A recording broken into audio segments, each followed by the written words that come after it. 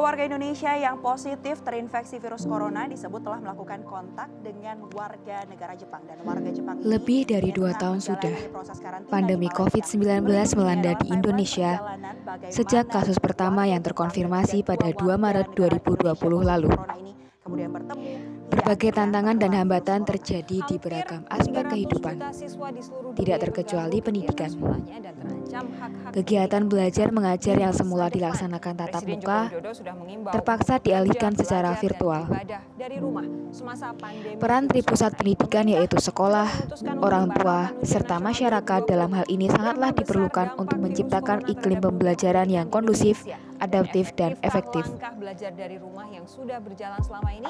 Pandemi juga jangan menjadi penghalang untuk mencapai kemajuan, dan saya sangat berharap cita-cita untuk mencapai SDM unggul itu tidak berhenti, agar pendidikan yang berkualitas bagi seluruh rakyat Indonesia ini benar-benar dirasakan oleh rakyat kita dari Sabang sampai Merauke, dari Miangas sampai Pulau Rote, semuanya merasakan.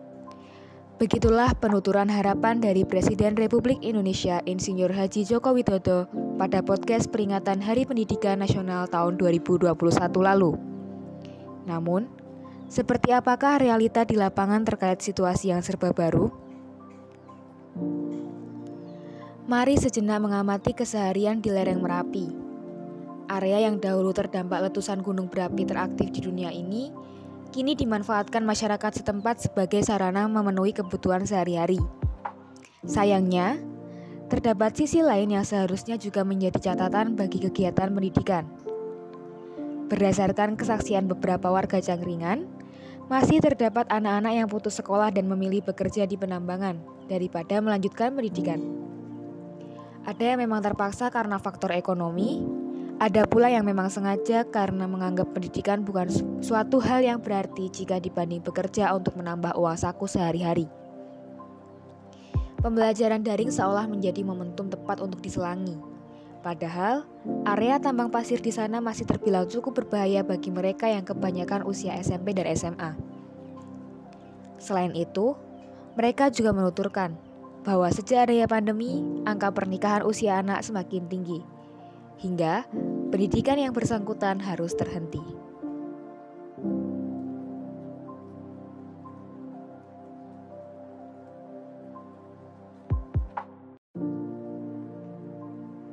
Nggak merata tentang fasilitas pendidikan yang ada. Ya nggak tahu kalau ini untuk di Kabupaten Sleman ya, dan daerah istimewa Yogyakarta. Jadi itu kalau kita lihat sendiri dari SMA yang ada di kota Jogja sama SMA yang ada di Kabupaten Sleman, terutama yang sudah mulai agak ke pinggir itu, benar-benar yang namanya fasilitas pendidikan itu benar-benar berbeda jauh. Terus juga guru-gurunya juga menurutku juga kualitasnya cukup berbeda. Jadinya akhirnya output dari siswa-siswinya sendiri itu juga berbeda jauh dari SMA-SMA kota. Yang kedua itu ternyata tuh banyak program beasiswa tuh yang ternyata tuh nggak tepat sasaran. Jadi tuh banyak kayak teman-temanku itu yang ternyata dia tuh adalah orang yang mampu, dia tuh berkecukupan, orang tuanya punya mobil, dia punya handphone yang bagus, hidupnya tercukupi, tapi tuh masih dapat kayak PIP, terus beberapa bantuan lain yang bentuknya tuh uang. Nah itu tuh menurutku tuh kayak sedih banget gitu loh. Kalau kita lihat yang asli tuh banyak teman-teman yang lebih membutuhkan daripada mereka, tapi itu ternyata itu malah nggak dapat.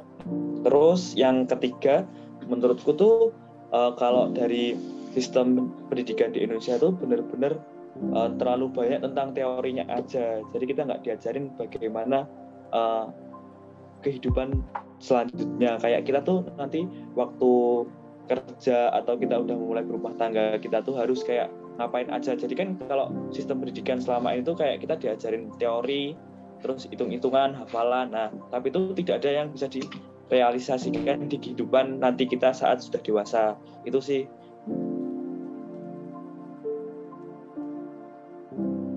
Kalau kesah aku tentang pendidikan saat ini sebagai siswa SMP adalah yang pertama, saat guru menerangkan kurang mudah dipahami karena mungkin menerangkannya terburu-buru. Kemudian Untuk yang kedua adalah kurangnya perhatian kepada anak-anak yang belum terlalu menguasai materi, karena mungkin sistemnya masih mengejar materi gitu.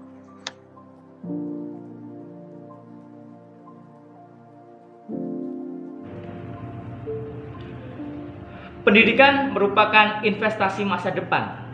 Pendidikan merupakan alat untuk peradaban suatu bangsa dan negara. Maka dibutuhkan suatu komitmen yang besar bagi suatu bangsa dan negara untuk mewujudkan cita-cita nasional pendidikan Indonesia. Hal ini kita bisa ketahui bagaimana kondisi pendidikan saat ini dengan adagium ganti menteri, ganti kebijakan membuat dunia pendidikan cenderung tidak stabil.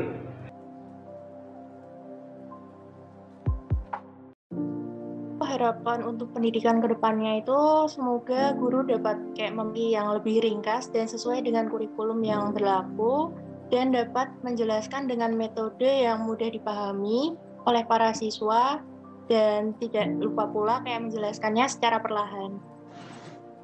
Harapan saya ke depan pendidikan di Indonesia mempunyai alat ukur yang stabil dan mampu mewujudkan bagaimana peradaban bangsa yang berkualitas. Selamat Hari Pendidikan Nasional 2022. Semoga pendidikan Indonesia dapat mewujudkan perubahan peradaban bagi suatu bangsa dan negara. Selamat memperingati Hari Pendidikan Nasional tahun 2022. Terus memajukan pendidikan Indonesia untuk Indonesia yang lebih maju. Selamat Hari Pendidikan Nasional. Semoga pendidikan di Indonesia akan lebih baik lagi, akan lebih maju lagi, dan dapat mencerdaskan kehidupan bangsa. Itu sih. Selamat memperingati Hari Pendidikan Nasional tahun 2022 untuk para guru, siswa, dan seluruh elemen yang terlibat dalam kegiatan pendidikan di Indonesia. Maju terus pendidikan, pantang mundur peradaban. Mari mengembalikan hakikat yang sesungguhnya, yaitu sebagai sarana memanusiakan manusia.